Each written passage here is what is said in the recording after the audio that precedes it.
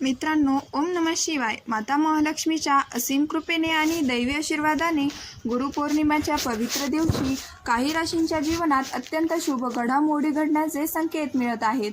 ज्योतिषशास्त्रानुसार या दिवशी निर्माण होणारे शुभ योग काही भाग्यवान राशीसाठी प्रगती, आर्थिक लाभ आणि आनंदाचे नवे दरवाजे उघडू शकतात. असे मानले जाते की या दिवशी निर्माण होणाऱ्या विशेष महालक्ष्मी योगाच्या प्रभावामुळे 12 राशींमधील 4 भाग्यवान राशीच्या जीवनात मोठे सकारात्मक बदल घडू शकतात. अनेक दिवसांपासून रखडलेली कामे पूर्ण होण्याची शक्यता आहे. आर्थिक स्थिती सुधारणा, नवीन उत्पन्नाचे मार्ग, व्यवसायात प्रगती आणि मान सन्मानात वाढ होण्याची योग दिसून येत आहेत. माता महालक्ष्मीच्या कृपा या 4 राशींवर विशेष राहू संकेत मिळत, त्यामुळे त्यांच्या जीवनातील अनेक अडचणी, चिंता, आर्थिक संकटे आणि दुःख हळूहळू दूर होण्याचे संकेत आहेत. त्यांच्या घरात सुख, समृद्धी, आनंद आणि सकारात्मक ऊर्जा प्रवेश करू शकते. नशीब त्यांच्या बाजूने उभे राहण्याची शक्यता असून प्रत्येक प्रयत्नाला यश मिळण्याचे शुभ संकेत मिळत आहेत. मित्रांनो, त्या 4 भाग्यवान राशी नेमक्या कोणत्या आहेत? गुरुपौर्णिमेच्या या पवित्र दिवशी कोणत्या राशींना माता महालक्ष्मीचे विशेष कृपा लाभणार आहे?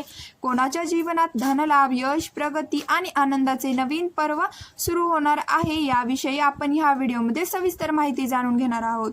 म्हणून हा व्हिडिओ सुरुवातीपासून शेवटपर्यंत नक्की पहा, कारण शेवटी सांगितलेल्या राशींपैकी तुमची रासही असू शकते आणि ही माहिती तुमच्यासाठी अत्यंत महत्त्वाची ठरू शकते.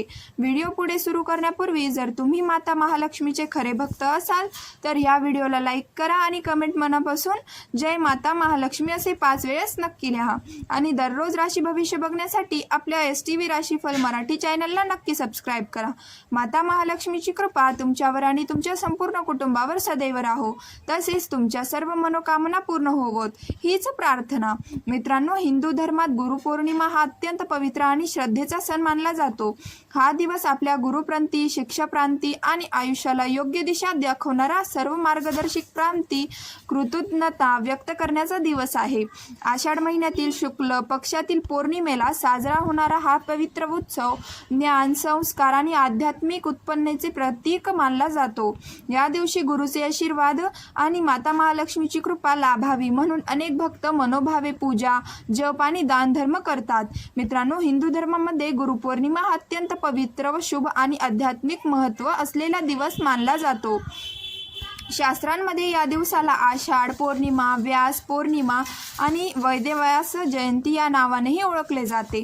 धार्मिक मान्यतेनुसार याच शुभतिथीला महान ऋषी महर्षी वेदव्यास यांचा अवतार झाला होता. महर्षी वेदव्यास यांनी 4ही वेदांचे संकलन आणि वर्गीकरण करून संपूर्ण मानवजातीला अमूल्य ज्ञानाचा ठेवा दिला. याशिवाय त्यांनी महाभारत, श्रीमद भगवद्गीता आणि अनेक महत्त्वपूर्ण धर्मग्रंथाची निर्मिती केली. त्यामुळे त्यांना आद्य गुरु म्हणून सर्वोच्च स्थान प्राप्त झाले आहे. त्यांच्या स्मरणार्थ आणि गुरुच्या रुग्णाबद्दल कृतज्ञ व्यक्त करण्यासाठी दरवर्षी गुरुपौर्णिमा अत्यंत श्रद्धा, भक्ती आणि उत्साहाने साजरी केली जाते. यावर्षी गुरुपौर्णिमेचा हा पवित्र योग अत्यंत शुभ मानला जात आहे. या दिवशी केलेली पूजा, जप, दान आणि गुरुची सेवा अनेक पटीने फलदायी ठरते असे धर्मग्रंथामध्ये सांगितले आहे. त्यामुळे या दिवशी प्रत्येक भक्तांनी शक्य तितक्या श्रद्धेने धार्मिक कार्य करावे. गुरुपौर्णिमेच्या दिवशी सकाळी शक्य तितक्या लवकर उठून स्नान करावे. जर पवित्र नदीत स्नान करणे शक्य नसेल तर घरी स्नान करताना पाण्यात गंगाजलाचे काही थेंब मिसळून स्नान करावे. असे केल्याने स्नान अधिक पवित्र मानले जाते आणि मन, शरीर तसेच वातावरणात सकारात्मक ऊर्जा निर्माण होते. स्नान झाल्यानंतर सर्वप्रथम भगवान सूर्यनारायणांना स्वच्छ जल अर्पण करावे. त्यानंतर आपल्या गुरुचे मनोभावे स्मरण करून त्यांच्या कृतज्ञतेने वंदन करावे. आपल्या जीवनात ज्ञानाचा प्रकाश देणाऱ्या प्रत्येक व्यक्तीबद्दल आदर आणि कृतज्ञतेची भावना ठेवावी. शक्य असल्यास या दिवशी उपवासाचे पालन करावे आणि भगवान विष्णू तसेच माता महालक्ष्मी यांच्या मंत्राचे जप करावे. त्यांच्या नामस्मरणाने आणि भक्तीने मनाला शांती लाभते, तसेच जीवनात सुख, समृद्धी आणि सकारात्मक बदल घडू लागतात. या दिवशी श्री सत्यनारायणाची कथा ऐकणे किंवा करवून घेणे देखील अत्यंत शुभ शुभ मानले जाते।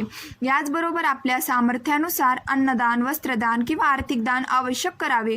दान किती मोठे आहे यापेक्षा ते श्रद्धेने केले आहे का हे अधिक महत्त्वाचे असते। मनापासून केलेले छोटेसे दानही अनेक पटीने पुण्य देणारे ठरते। मित्रांनो, या दिवशी केवळ साचीच नव्हे तर पशु पक्ष्यांची सेवा करणेही अत्यंत पुण्यकारक मानले गेले आहे।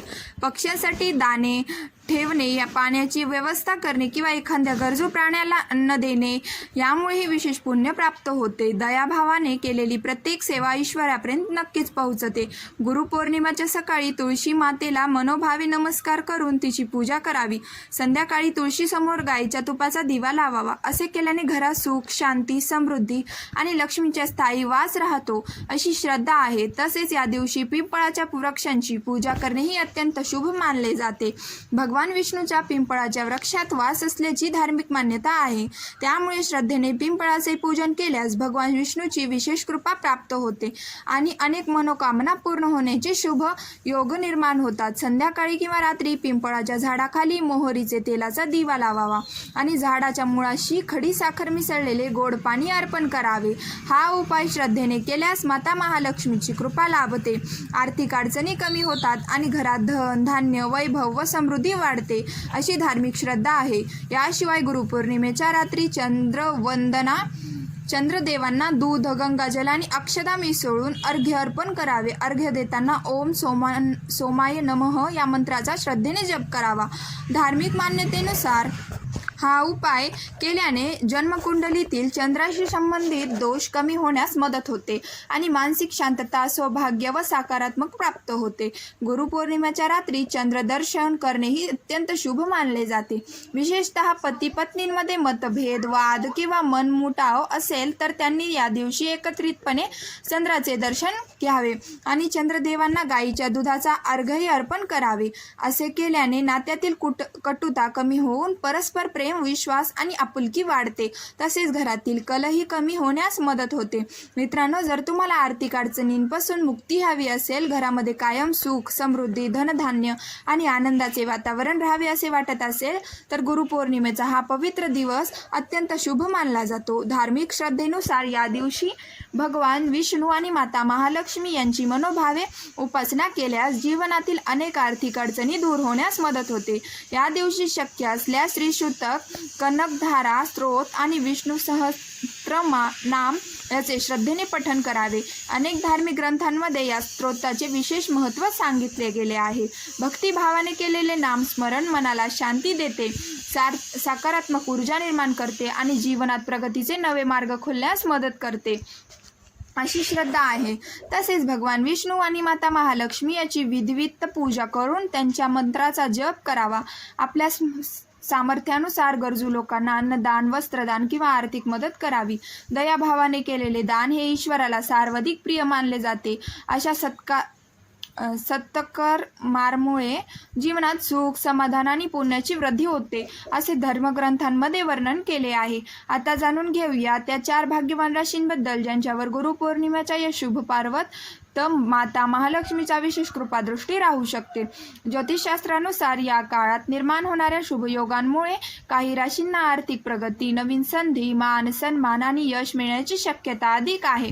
मित्रांनो, सनातन धर्मांमध्ये माता महालक्ष्मी यांना धन, वैभव, समृद्धी आणि सौभाग्याची अधिक सृष्टी देवी मानली जाते। ज्या घरांवर त्यांची कृपादृष्टी असते त्या घरात आनंद, भरभराट आणि समाधान कायम राहते अशी श्रद्धा आहे।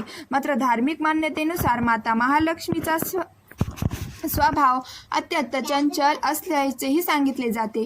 त्यामुळे त्यांची कृपा कायम टिकून राहावी यासाठी सदाचार, परिश्रम, दानधर्म आणि भक्तीने यांना विशेष महत्त्व दिले जाते। प्रत्येक व्यक्तीच्या जीवनात आर्थिक चढ-उतार, यश, अपयश आणि विविध परिस्थिती येत असतात। ज्योतिषशास्त्रानुसार ग्रहांच्या हालचालीचाही मानवी जीवनावर काही प्रमाणात प्रभाव पडतो।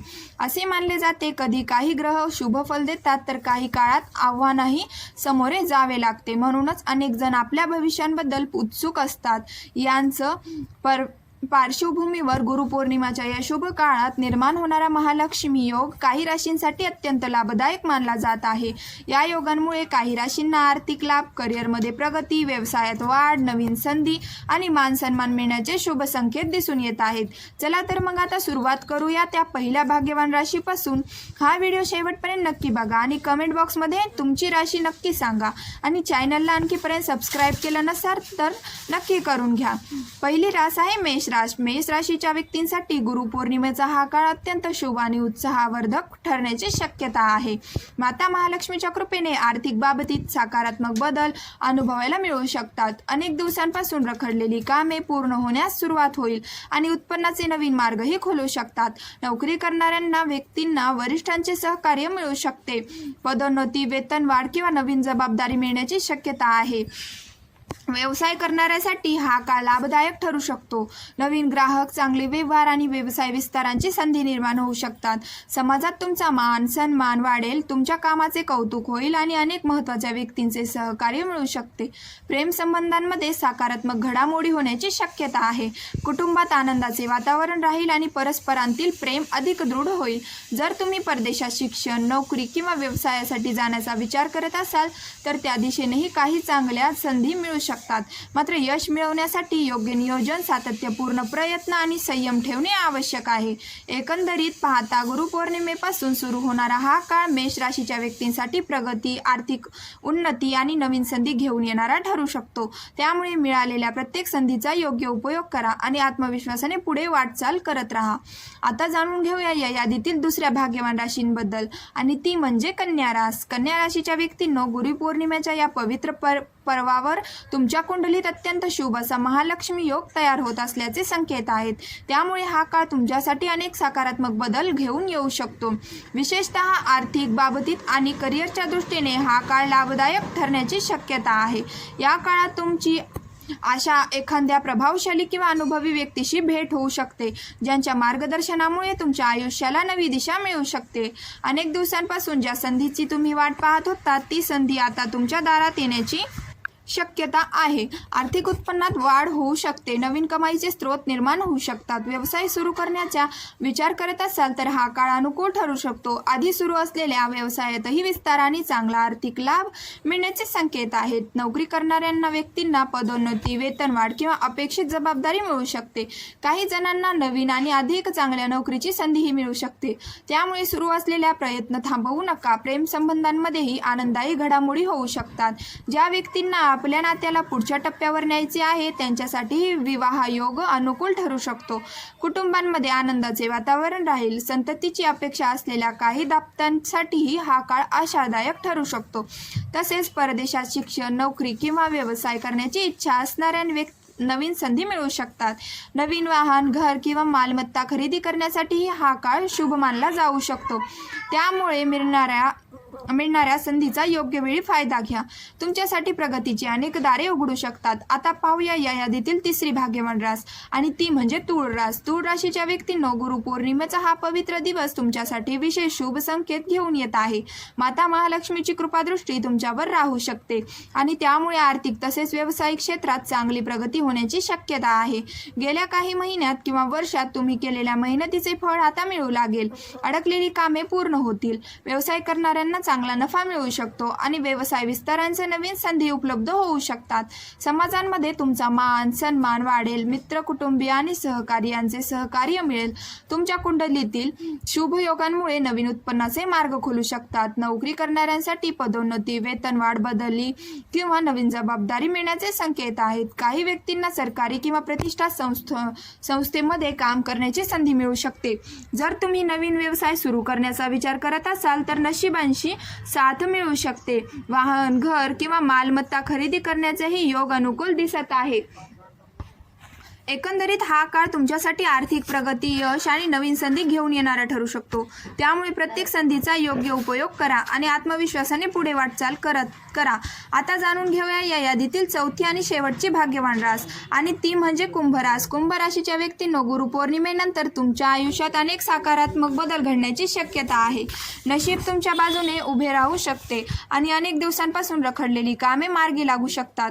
तुमच्या आधीच्या मेहनतीचे फळ आता मिळण्यास सुरुवात होईल आर्थिक स्थिती सुधारणा होईल, अडकलेले पैसे परत मिळण्याची शक्यता निर्माण होऊ शकते, नवीन उत्पन्नाचे मार्गही उपलब्ध होऊ शकतात, कुटुंबातील सदस्य आणि जीवनसाथी याचे उत्तम सहकार्य मिळेल, मित्रपरिवारांशी संबंध अधिक दृढ होतील, तुमच्या गोड आणि संयमी स्वभावांमुळे अनेक महत्त्वाची कामे सहज पूर्ण होऊ शकतात, नोकरी करणाऱ्यांना वेतनवाढ, प्रोत्साहनपर रक्कम, पदोन्नती किंवा नवीन संधी मिळू शकतात, व्यवसाय करणाऱ्यांसाठी हा काळ लाभदायक ठरू शकतो, व्यवसायांमध्ये विस्तार, नवीन ग्राहक आणि आर्थिक वाढ होण्याचे संकेत आहेत, प्रेम संबंध अधिक दृढ होऊ शकतात, काही व्यक्तींच्या आयुष्यात विवाहयोगही निर्माण होऊ शकतो, संततीची अपेक्षा असलेल्या काही कुटुंबासाठीही आनंददायी बातमी मिळण्याची शक्यता आहे, परदेशात जाण्याचे स्वप्न पाहणाऱ्यांसाठी हा काळ सकारात्मक ठरू शकतो, शिक्षण, नोकरी किंवा व्यवसायांच्या निमित्ताने नवीन संधी मिळू शकतात, एकंदरीत गुरुपौर्णिमेनंतरचे हा काळ शुभ कुंभ राशीच्या व्यक्तींसाठी प्रगती, आर्थिक उन्नती आणि सकारात्मक बदल घेऊन येणारा ठरू शकतो.